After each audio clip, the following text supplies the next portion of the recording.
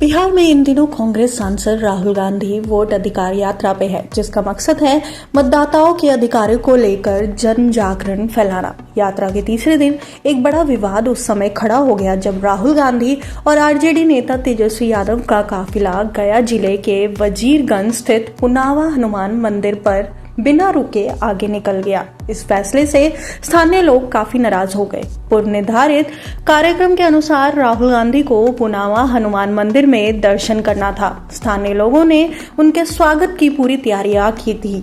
मंदिर में आरती की थाल सजाई गई थी, फूलों की माला तैयार थी और लोगों को उम्मीद थी कि राहुल गांधी वहां दर्शन करने आएंगे। लेकिन जब उनका काफिला बिना रुके आगे निकल गया तो वहां मौजूद लोगों में भारी असंतोष फैल गया। राहुल गांधी और तेजस्वी का काफिला मंदिर पर ना रुकने के बाद नाराज युवाओं और ग्रामीणों ने बीजेपी जिंदाबाद के नारे लगाने शुरू कर दिए। कई लोगों ने कहा कि नेता केवल चुनाव के समय वोट मांगने आते हैं, लेकिन जब भावनाओं की कद्र दिखाने का मौका आता है तो वे मुंह फेर लेते हैं। एक स्थानीय युवक ने कहा कि हमारे लिए ये मंदिर आस्था का प्रतीक है, लेकिन राहुल गांधी को शायद हमारे विश्वास और संस्कृति से कोई मतलब नहीं है।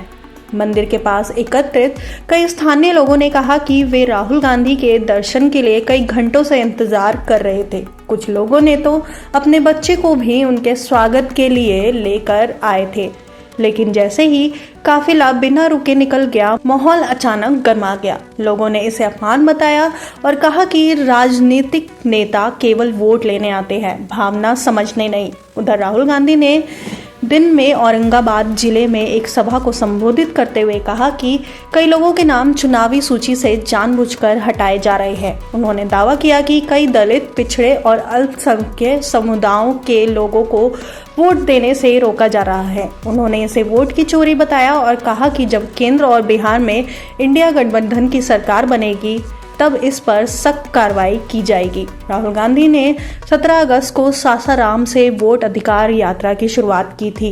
यात्रा में उनके साथ आरजेडी प्रमुख लालू प्रसाद यादव, जन अधिकार पार्टी के पप्पू यादव, वीआईपी पार्टी के मुखिया मुकेश सहनी समेत कई विपक्षी नेता शामिल हुए थे। इस यात्रा का उद्देश्य है उन लोगों से मिलना जिनका नाम एसआईआर की प्रक्रिया में अमान्य कर दिया गया है।